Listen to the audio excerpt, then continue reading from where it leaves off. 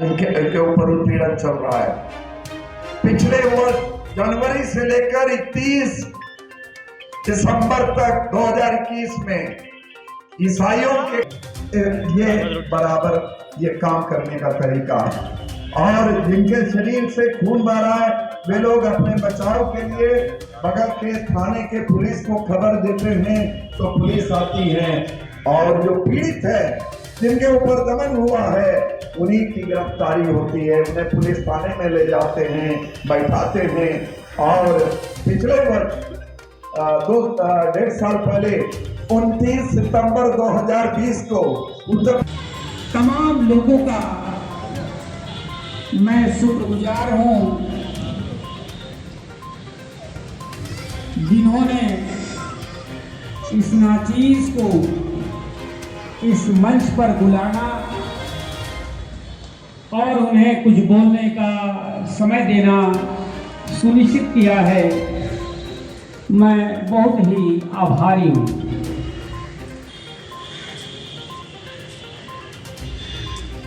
साथियों, आप सब जानते हैं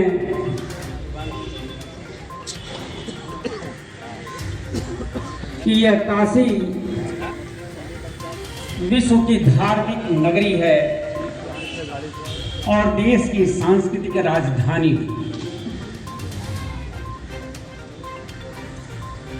ये रैदास, कबीर और महात्मा बुद्ध की नगरी।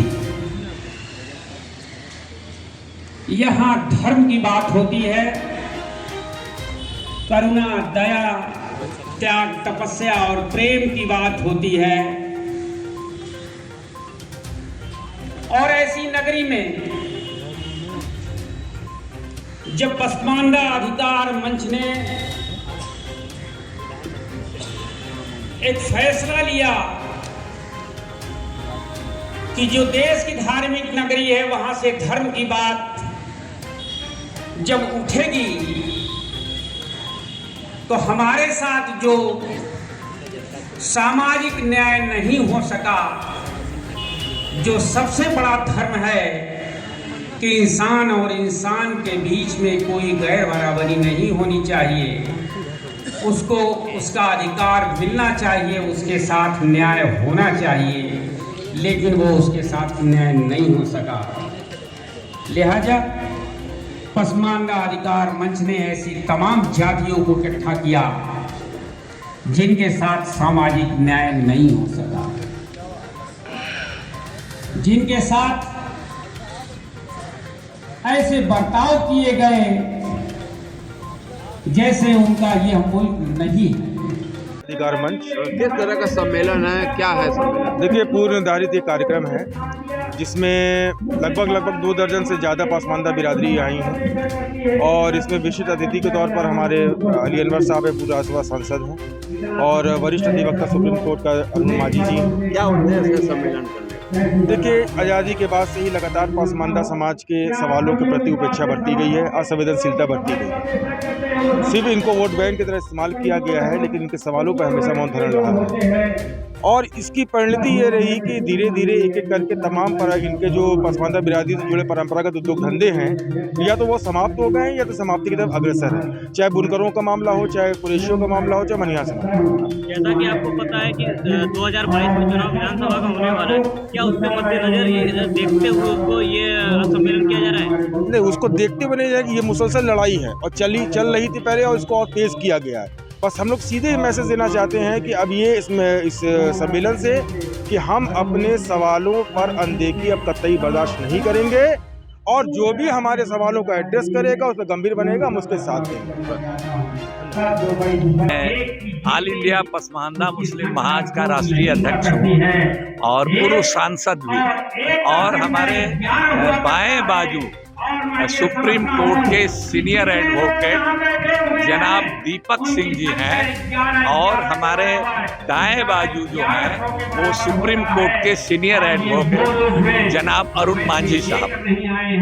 बहुत बहुत धन्यवाद आपका हमारे चैनल में जुड़ने सुनने के लिए। आपको भी। सबसे पहले आपको 9 वर्ष की ढेर सारी शुभकामनाएं। इसके साथ ही सर आपसे एक सवाल करना चाहते हैं कि ये जो पासमानदा है ये क्या है, इसके बारे में कुछ बताइए। देखिए, आपको और आपके चैनल को, आपके दर्शकों को भी हम लोग तीनों 9 वर्ष की शुभकामना देते हैं। और इसके साथ ही हम कहना चाहते हैं कि ये जो पसमानदा शब्द है ये कोई धर्म सूचक और जाति सूचक शब्द नहीं है। मतलब ये कि पसमानदा हिंदू में भी हो सकता है, मुस्लिम, सिख, ईसाई किसी में हो सकता है। पसमानदा का मतलब होता है, ये उर्दू फारसी का शब्द जरूर है लेकिन इसका मतलब होता है कि पीछे छूटे हुए लोग या जिनको पीछे जबरदस्ती कर दिया गया है, इसका सब शाब्दिक अर्थ यही है। अब दूसरी चीज है कि ये जाति सूचक भी नहीं है। इसका मतलब पसमानदा नाम की कोई एक जाति नहीं है, तो ये एक क्लास है। Pasmanda denotes class, not cast. ये का एक बिरादरी भी नहीं है और रिलीजन न्यूट्रल भी है। परिचय दीजिए। जी, मेरा नाम मोहम्मद तौसीफ अंसारी है और मैं ऑल इंडिया पसमानदा मुस्लिम महाज का राष्ट्रीय वाराणसी यूनिट देख रहा हूँ। पासमानदा क्या है? पासमानदा उसे कहा जाता है कि जैसे एक हमारे समाज में अपर क्लास होता है, ओबीसी क्लास होता है, तो जिस तरीके से अपर क्लास के बाद जब कोई समाज आता है, जो बिरादरियाँ आती हैं, ओबीसी, एसटी, एससी, उसी को पासमानदा कहा जाता है। ये अरबी और फारसी जुबान से मिक्स एक अल्फाज है जिससे पासमानदा कहा जाए, जिसमें एसटी, ओबीसी मुसलमान भी आते हैं और एसटी, एससी हिंदू भी आते हैं, उसी को पासमानदा कहा जाता है। जैसा कि आप देख रहे हैं, यहाँ एक पसमानदा अधिकार सम्मेलन रखा गया है कि जिसमें हमारे मुस्लिम मज़हब में, समाज में ढेर सारे जो पसमानदा बिरादरियाँ हैं उन्हीं का एक यहाँ पे सम्मेलन रखा गया, जिसमें कि नानबाई, हलाल खोर, बुनकर और भी इस तरह के तमाम ढेर सारे जो जातियाँ हैं उसी का एक यहाँ पर जुटाव किया गया है।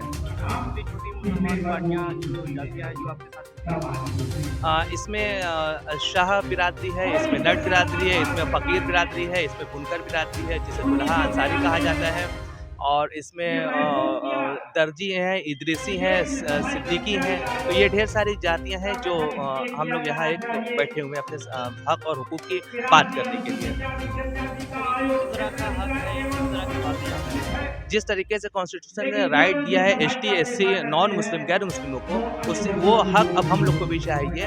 और जो यहाँ एक संविधान के तहत हम लोगों को दिया नहीं गया है, अगर हमको ये हक मिल जाता है तो हमारी असेंबली में और कॉन्स्टिट्यूशन में जो कॉन्स्टिट्यूंसी जो है उसमें हमारी संख्या बढ़ेगी। तो हमें भी जिस हिसाब से भारत सरकार का गैजेट आता है, तो अगर हम इसमें हम शामिल हो जाते हैं, हमारे हक को मान लिया जाता है, हमारी डिमांड को मान लिया जाता है, तो जिस तरीके से एसटी, एससी रिजर्वेशन सीट चाहे वो विधायक के लिए हो चाहे सांसद के लिए हो, तो जब हो जाएगा तो उसमें एसटी, एससी मुसलमान भी आ जाएंगे, क्योंकि अभी बहुत लोगों को ये नहीं पता है कि एसटी, एससी बिरादरी में मुसलमान भी आते हैं।